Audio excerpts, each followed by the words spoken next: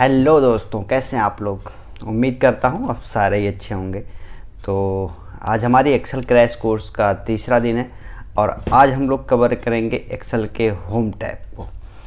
Excel के home tab को हम आज एक एक करके पूरे उसमें से जो भी हमारे ग्रुप हैं, जो भी उसमें से हमारे ऑप्शंस हैं, वो सारे हम लोग कवर करेंगे और जो भी फंक्शंस है उसमें हर एक चीज़ सीखेंगे एक बहुत ही आसान तरीके से। तो दोस्तों, अगर हमारा वीडियो पसंद आ रहा हो आपको तो चैनल को सब्सक्राइब जरूर करें कि जो भी वीडियो अपलोड की जाए वो सबसे पहले अपडेट आपको मिले। तो चलिए टाइम वेस्ट ना करते हुए चलते हैं अपने कंप्यूटर के होम स्क्रीन पर और सीखते हैं कुछ एक्सेल में नया। तो दोस्तों, आ गए हैं हम अपने कंप्यूटर के होम स्क्रीन पर और यहाँ पर देखिए हम लोगों ने एक छोटा सा डेटा इंटर कर रखा है। यहाँ पे इनके सीरियल नंबर, कस्टमर नेम और ये इनका फ्रॉम मीन्स कहाँ से हैं, pin code, loan from bank का नेम है और लोन अमाउंट। ठीक है, इस डेटा पे हम कंडीशन अप्लाई करेंगे जो भी हैं हमारे इसमें फॉर्मूलेज, वो सारे कोशिश करेंगे हर एक फंक्शंस आसानी से आपको सिखा पाऊँ। तो दोस्तों, यहाँ पे सबसे पहले होम टैब में देखेंगे पेस्ट का ऑप्शन है। पेस्ट का ऑप्शन अभी हाईलाइट नहीं है, यह हाईलाइट तब होगा जब हम कभी इसको कॉपी करेंगे। जैसे यहाँ से राइट सारा सेलेक्ट करने के बाद राइट बटन क्लिक करेंगे और यहाँ से कॉपी करेंगे, या फिर सेलेक्ट करने के बाद Ctrl+C प्रेस करेंगे तो कॉपी हो जाएगा। अब ये देखिए अभी हाईलाइट हो गया पेस्ट का ऑप्शन। अब इसे मुझे जहाँ भी पेस्ट करना है वहाँ एक माउस को ले आऊँगा, अपने सेल पॉइंट को सेलेक्ट करूँगा और यहाँ पे पेस्ट कर दूँगा। तो देखिए कॉपी पेस्ट का ऑप्शन यूज करने से ये डेटा सेम यहाँ पर आ गया है। इसको मैं अभी डिलीट कर देता हूँ। अब यहाँ पर देखिए कट, कॉपी और फॉर्मेट पेंटर का ऑप्शन है। कट का ऑप्शन है, जैसे यहाँ पे हमने कॉपी किया था, इसको अगर मैं करूँगा तो ये कट हो जाएगा। यहाँ से कट कर सकते हैं, यहाँ सेलेक्ट करने के बाद आप डायरेक्ट यहाँ से कट कर सकते हैं और यहाँ पर राइट बटन क्लिक करके पेस्ट कर लीजिए या फिर यहाँ से पेस्ट कर लीजिए आप। ठीक है, कट मीन्स ये सारी चीज़ें मूव हो जाएंगी एक दूसरे सेल्स में। फिर से इसको वहीं पर ले आते हैं। कॉपी का ऑप्शन मैंने सिखा दिया आपको, राइट बटन क्लिक करके कॉपी करिए या फिर यहाँ से कॉपी कर लीजिए। और ये यहाँ पे है फॉर्मेट पेंटर का ऑप्शन। फॉर्मेट पेंटर बेसिकली ये होता है, जैसे मुझे यहाँ पे कोई हेडिंग्स डालनी है कि किस डेट में हुआ है, तो मैं यहाँ पे डेट लिखूँगा।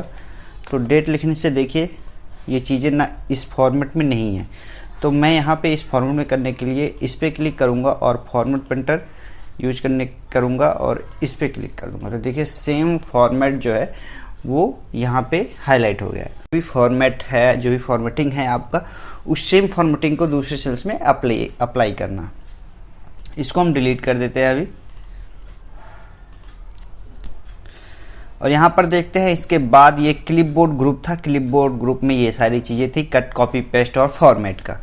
अब मेरा ग्रुप आ जाता है फॉन्ट का। फॉन्ट ग्रुप में देखिए फॉन्ट, फॉन्ट साइज और bold, italic, underline, border, colour, letter colour, ये सारी चीज़ें हैं। इसमें एक एक करके सीखते हैं। जैसे ये फॉन्ट है, इस सेल्स की फॉन्ट है, इस सेल्स की फॉन्ट को मुझे चेंज करना है। जैसे कोई भी ये मैं कर देता हूँ, तो देखिए ये फॉन्ट चेंज हो गया। यहाँ से बहुत सारे फॉन्ट है, आप जो पसंद आए वो फॉन्ट आप सेलेक्ट कर सकते हैं। ठीक है, ये फॉन्ट के लिए होता है।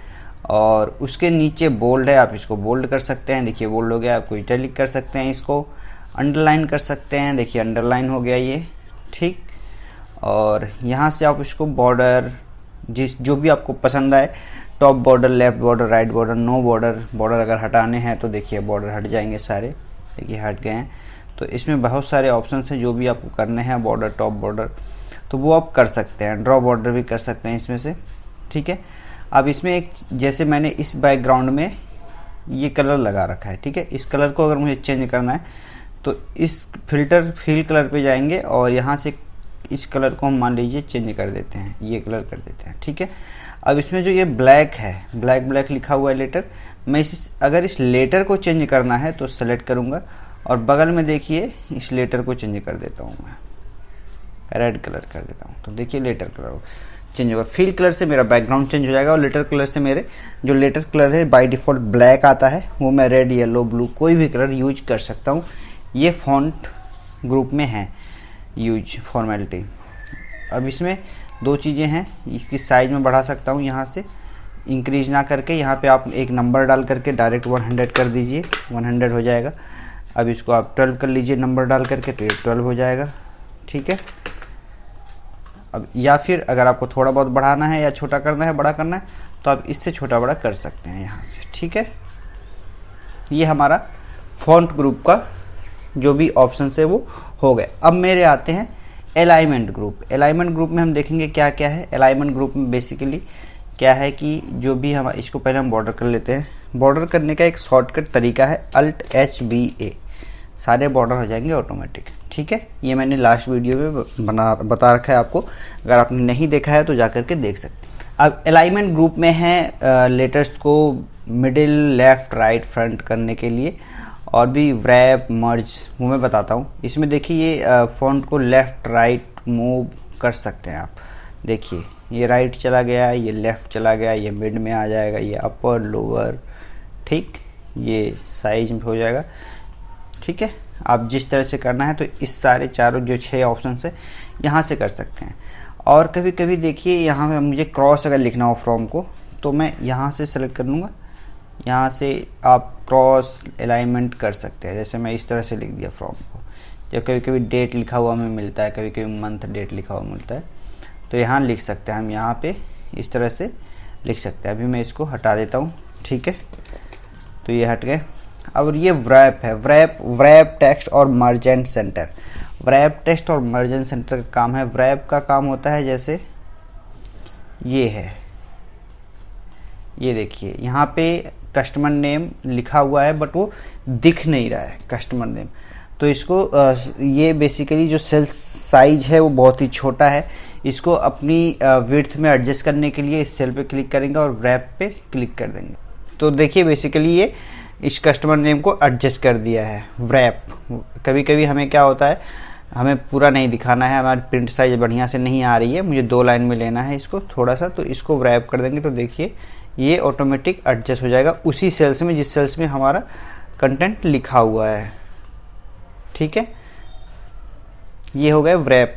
अब ये है मर्ज and centre. Merge and centre का ऑप्शन होता है जैसे मुझे 2 सेल्स को एक सेल्स में कन्वर्ट करना है।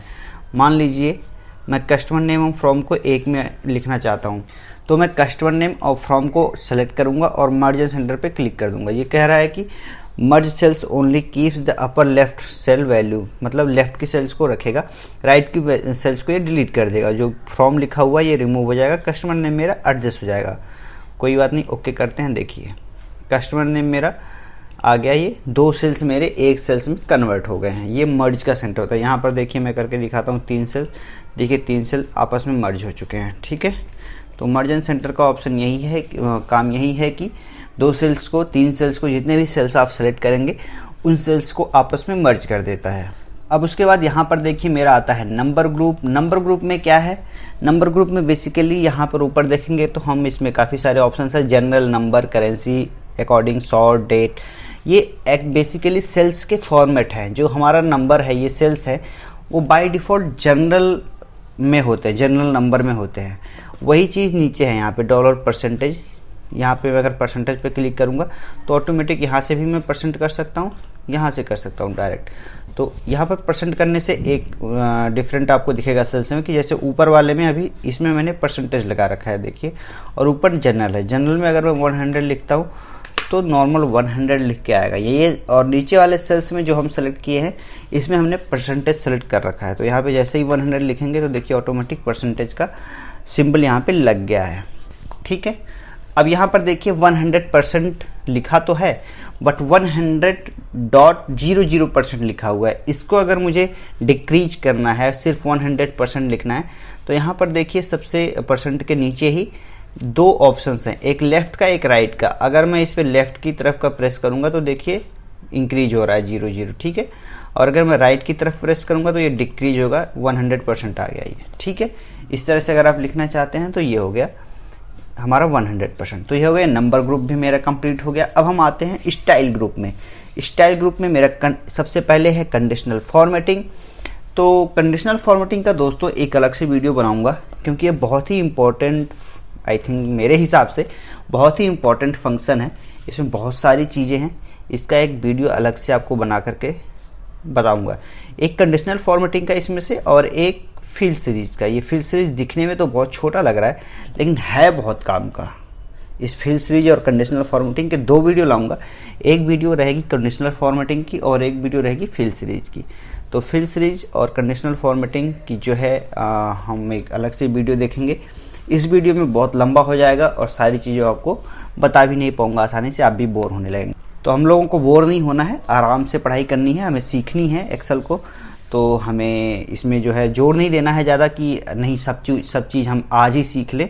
तो इसलिए हम कंडीशनल फॉर्मेटिंग और फिल ऑप्शंस को हम एक अलग अलग वीडियो में सीखेंगे।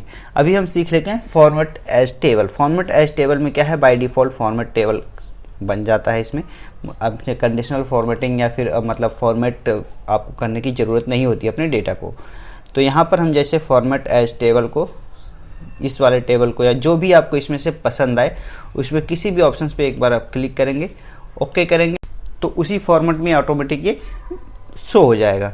इसमें एक फ़ायदा ये है कि फ़िल्टर ऑप्शन ऑटोमेटिक इसमें लग जाएंगे और नीचे जैसे ही मैं इंटर डेटा, मान लीजिए मैं 6 से 7वां नंबर मुझे किसी कस्टमर का डालना है, तो जैसे ही मैं 7 प्रेस करके इंटर करूँगा तो ऑटोमेटिक ये डेटा फॉर्मेट हो जाएगा। वो मेरा जो सीट है वो फॉर्मेट होता जाएगा। 8 नंबर डालूंगा तो देखिए ये, 9 नंबर डालूंगा तो देखिए ऑटोमेटिक, वो मुझे कुछ करने की ज़रूरत नहीं है, वो ऑटोमेटिक अपनी फॉर्मेट मूव होता चला जाएगा नीचे की तरफ।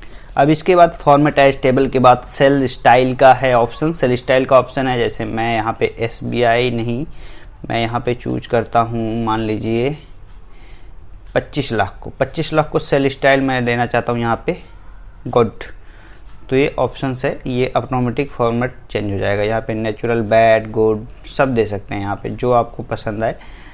वैसे 20% 20% जो भी आपको हो पसंद, वो आप यहाँ से सेल स्टाइल अपने सेल्स को डिजाइन कर सकते हैं अपने डेटा के अनुसार।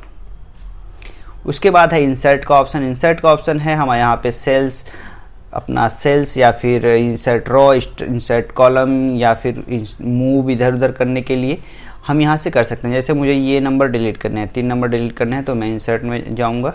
जैसे मुझे यहाँ पे 3 नंबर के ऊपर एक और रो की ज़रूरत है, तो मैं यहाँ पे इंसर्ट में जाऊँगा और यहाँ पे इंसर्ट सीट रो कर दूँगा। तो देखिए ऊपर एक इंसर्ट रो हो गया, 2 के बाद 3। मैं यहाँ पे कोई डेटा अपना इंटर कर सकता हूँ। और अगर इसी डेटा को मुझे डिलीट करना हो तो बगल में ही देखिए डिलीट का ऑप्शन है, मैं डिलीट पे क्लिक करूँगा तो ये डिलीट हो जाएगा। डिलीट में भी काफ़ी सारे हैं, डिलीट सेल्स सीट रो, डिलीट सीट कॉलम, टेबल, सारी चीज़ें मैं यहाँ से डिलीट कर सकता हूँ। अब यहाँ पे है डिलीट के बाद सेल्स ग्रुप में फॉर्मेट का ऑप्शन। फॉर्मेट यहाँ से हम अपने auto fill, hide and unhide कर सकते हैं। हाइड एंड अनहाइड दोस्तों, जैसे ये बी है, इसको मुझे अनहाइड करना, हाइड करना है अभी फिलहाल, तो मैं यहाँ से इसको हाइड कर सकता हूँ। हाइड कॉलम, देखिए ये हाइड हो गया, ठीक है। अनहाइड करने के लिए मैं इसको पूरा सेलेक्ट करूँगा और यहाँ पे फॉर्मेट में जाऊँगा और यहाँ पे अनहाइड और यहाँ से अनहाइड कॉलम कर दूंगा, तो ये देखिए अनहाइड हो गया। अगर मुझे मान लीजिए इस कस्टमर नेम को मुझे नहीं प्रिंट करना है, नहीं दिखाना है, तो मैं हाइड कर सकता हूँ। बाद में मैं अपने डेटा के अनुसार अपने ज़रूरत के हिसाब से इसे अनहाइड या हाइड कर सकते हैं, ठीक है। और यहाँ पे भी काफ़ी सारी चीज़ें हैं। डिफ़ॉल्ट विड्थ है, डिफ़ॉल्ट विड्थ भी हम सेलेक्ट कर सकते हैं। इसमें डिफ़ॉल्ट विड्थ जैसे ये होता है, डिफ़ॉल्ट विड्थ में एडजस्ट हो जाएगा, ठीक है। अब यहाँ पर मैं इन दोनों को मान लीजिए डिलीट कर देता हूँ, तीनों कॉलम को, और यहाँ पर मुझे सम करना है। तो सम के लिए मैंने एक फार्मूला बता रखा था आप लोगों को, इक्वल सम, और डेटा को, रेंज को सिलेक्ट करेंगे और इंटर प्रेस करेंगे ब्रैकेट को क्लोज करने के बाद। अब यहाँ पे बाय डिफ़ॉल्ट एक फार्मूला रन करेगा, जैसे ऑटो सम है, ये ऑटो सम पर क्लिक करेंगे तो देखिए फार्मूला अपने आप रन करके इक्वल सब टोटल करके ये जितने भी डेटा है हमारे सब प्लस करके नीचे आ गया। आपको फार्मूला लगाने की ज़रूरत नहीं है, ये ऑटो सम का काम है, ठीक है। फिल का ऑप्शन हम बाद में सीखेंगे, मैंने आपको जैसा कि बता दिया। यहाँ पर क्लियर है तो हम यहाँ से क्लियर कर सकते हैं डेटा को, जो भी डेटा है हमारे। जैसे यहाँ पे फार्मूला लगा था, मैं अभी क्लियर कर दिया, डिलीट कर दिया। डिलीट का ऑप्शन यूज कर सकते हैं या फिर क्लियर यहाँ से कर सकते हैं आप, ठीक है। उसके बाद आता है ऑप्शन फिल्टर का। जैसे यहाँ पे फिल्टर लगा हुआ है, मैं भी इस फिल्टर को हटा देता हूँ और मुझे यहाँ पे अब फिल्टर लगाना हो तो इस डेटा को मैं सेलेक्ट करूँगा और यहाँ से मैं फ़िल्टर यूज कर लूँगा। तो देखिए फ़िल्टर लग गया। अब यहाँ पे मुझे मान लीजिए दिल्ली में कितने डेटा हैं तो उसे मुझे देखना है, तो दिल्ली सेलेक्ट करूँगा। दिल्ली में 2 डेटा आ रहे हैं मेरे, संजीव कुमार सिंह, NDK मिश्रा का। तो इसको मैं भी फिर से इसको सेलेक्ट कर लूँगा सारा और पहले जैसे डेटा को कर देता हूँ। यहाँ से हम सॉर्ट कर सकते हैं, जैसे sort A to Z, Z to A, जैसा आपको लगे। देखिए A to Z हो गया, ये A पहले D, जिस नेम से ये A to Z नेम आ गए हैं। अब यहाँ पर मुझे अगर Z to A करना है तो मैं Z to A कर सकता हूँ। देखिए अब Z to A आ गए हैं, A सबसे नीचे आ गया है। तो ये इस तरह से आप अपने डेटा को अरेंज कर सकते हैं। उसके बाद एडिटिंग ग्रुप में है फाइंड एंड सेलेक्ट का। Find and select control F से भी हम यूज कर सकते हैं, लेकिन यहाँ से भी देखिए फाइंड बटन क्लिक करेंगे तो यहाँ से फाइंड कर सकते हैं। जैसे मुझे फाइंड करना है कि 2525, यहाँ पर मुझे करना है 256080 कहाँ पे है। यहाँ ये है ही नहीं हमारे डेटा में, 256989 है, ये मैं देख लेता हूँ 256989। जैसे ही क्लिक करूँगा तो देखिए उस डेटा पे मेरी मूव करके सेल्स ऑटोमेटिक चला जाएगा जिस डेटा में 256989 का पिन कोड होगा। और उसके बाद यहाँ पे है रिप्लेस का button, go to special, formula, common, ये सारी चीज़ें आप यूज करके, जैसे गो टू का यूज करके हमें किस रेफरेंस किस सेल्स में जाना है वो यहाँ से हम जा सकते हैं। जैसे B2 पे मुझे जाना है, B2 क्लिक करेंगे यहाँ पे और ओके कर देंगे तो B2 पे मेरा जो सेल्स है वो मेरा जो पॉइंटर है वो ऑटोमेटिक सेलेक्ट होकर के B2 पे चला जाएगा। मान लीजिए मुझे यहाँ आना है, इसे 100 को सिलेक्ट करना है, H2, अभी मेरा सेल्स यहाँ पे है, ठीक है। तो मैं यहाँ पे फाइंड पे जाऊँगा और गो टू पे जाऊँगा, ठीक है। गो टू पे मैं यहाँ लिख देता हूँ H2 करूँगा, H2 मैंने आपको बताया था हर एक सेल्स के नेम होते हैं। तो यहाँ पे देखिए 100% जो है H और 2 वाले कॉलम में है, ठीक है। तो हम यहाँ H2 लिखेंगे और ओके कर देंगे तो देखिए ऑटोमेटिक मेरा सेल्स जो सेलेक्ट हुआ है वो H2 सेलेक्ट हो गया है। तो फाइंड एंड सेलेक्ट का ये यूज होता है। यहाँ पे सारी चीज़ें आप एक बार कंप्यूटर खोल करके अपना सारी चीज़ें एक बार करके देखिए। जो भी दिक्कतें आती है एक बार कमेंट बॉक्स में ज़रूर टाइप करिए, मैं उसको रिजॉल्व करूँगा। तो दोस्तों आज का वीडियो कुछ ज़्यादा फास्ट हो गया। मैं सोच रहा था कि वीडियो ज़्यादा लंबा ना बने, क्योंकि मैं चाहता हूं कि वीडियो में ज़्यादा बातें ना करके हम लोग सीखने की कोशिश करें और वीडियो जितना ही कम हो सके, जितना शॉर्ट बन सके उतना शॉर्ट बना पाऊँ आपके लिए और आपको समझा पाऊँ वो सारी चीज़ें बहुत ही आसान तरीके से। भले ही मैंने फास्ट बताया है आज, लेकिन कोशिश करता हूँ, उम्मीद करता हूँ आपको समझ में आई होगी और कोशिश भी करता हूँ कि ये आप समझ पाएँ इस चीज़ों को। तो दोस्तों आज का जो होम टैब था हमारा, मैंने सारी चीज़ें आपको बारी बारी से बता दी है एक एक करके। इसमें से बस 2 चीज़ें मैंने नहीं बताई है आपको, कंडीशनल फॉर्मेटिंग और फील्ड का ऑप्शन। कंडीशनल फॉर्मेटिंग और फील्ड का ऑप्शन इसलिए नहीं बताया कि मुझे लगता है होम पेज में कंडीशनल फॉर्मेटिंग और फील्ड ऑप्शन एक सीखने की बहुत ही अच्छी चीज़ें हैं। ये बहुत ही लोग इसे यूज नहीं करते हैं, लेकिन इसका जो यूज है वो बहुत ही अच्छे जगह पे होता है और आपको जब मैं बताऊंगा तो आपको लगेगा कि हाँ ये कंडीशनल फॉर्मेटिंग और फील्ड का जो ऑप्शन है होम टैब में ये वाकई में बहुत अच्छा है। तो दोस्तों आज के लिए मुझे लगता है कि अब बस बंद करना चाहिए। तो अगर वीडियो पसंद आया हो और आपको कुछ सीखने को मिला हो तो प्लीज़ दोस्तों चैनल को लाइक एंड सब्सक्राइब जरूर करें। मिलते हैं फिर नए वीडियो में कुछ नया लेकर आपके लिए, तब तक के लिए धन्यवाद।